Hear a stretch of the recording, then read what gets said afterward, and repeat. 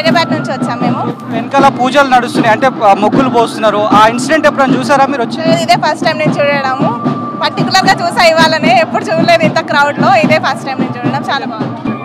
గిరిజన సాంప్రదాయాలకు తగ్గట్టుగా ప్రస్తుతానికైతే మహిళలు ఆడపడుచులందరూ కూడా ఆటపాటలతో ముగ్గుల కార్యక్రమం చూడడానికి చాలామంది కూడా ఊళ్ళో ఉంటారు. ఎందుకంటే ప్రతిదీ కూడా డిఫరెంట్ ట్రెడిషనల్గా మనకి ఇక్కడ సమ్మక్క సారలమ్మ గద్దెల దగ్గర ప్రతిదీ కూడా ఒక ఇంట్రెస్టింగ్ ఎలిమెంట్ కనిపిస్తుంది.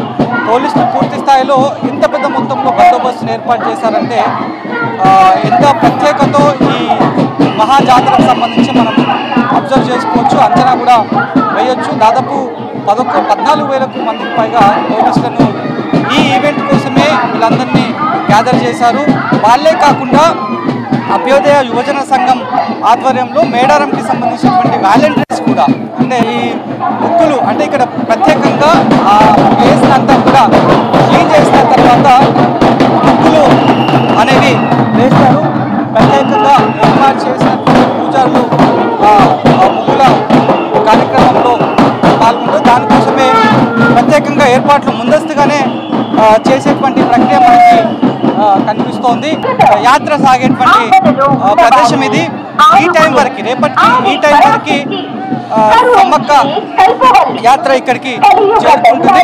ఆ తర్వాత గౌరవ కార్పులు కూడా ఉంటాయి. గాల్లోకి 3 రౌండ్ల కార్పులు, జిల్లా ఎస్పీ 3 రౌండ్ల కార్పులను కాలుస్తారు. వాళ్ళ సాంప్రదాయాలకు తగ్గట్టుగా చుట్టూరా అంటే కంప్లీట్గా చుట్టూ ఈ మెయిన్ చౌరస్తా గద్దె చుట్టూ కూడా ఈ రకంగా వాళ్ళ సాంప్రదాయాల్ని ప్రతి ఒక్కరికి కూడా, ఇక్కడికి వచ్చేటువంటి భక్తులకు ప్రతి ఒక్కరికి కూడా చూపిస్తూ ముగ్గులని వేస్తున్నటువంటి సిచ్యువేషన్స్ అయితే మనకి కనిపిస్తున్నాయి.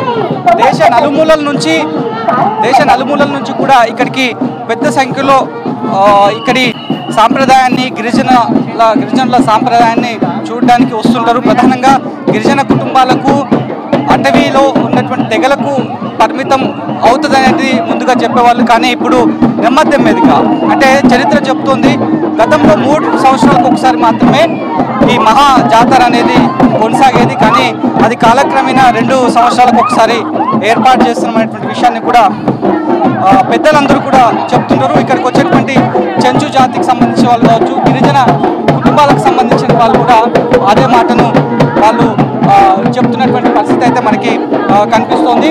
సో పూర్తి స్థాయిలో అంటే ఒక్కరొక్కరుగా గద్దెలపైకి వచ్చే సమయం ఆసనం అవుతుండడంతోనే ఈ రకమైనటువంటి ఏర్పాట్లన్నీ కూడా, ప్రత్యేక ఏర్పాట్లన్నింటినీ కూడా చేస్తున్నారు. ఇప్పటికే పడికిందరాజుకు సంబంధించినటువంటి ఆయనకు సంబంధించినటువంటి ప్రత్యేక పూజలు కూడా ముగించేశారు. ఆ పూజారులందరూ కూడా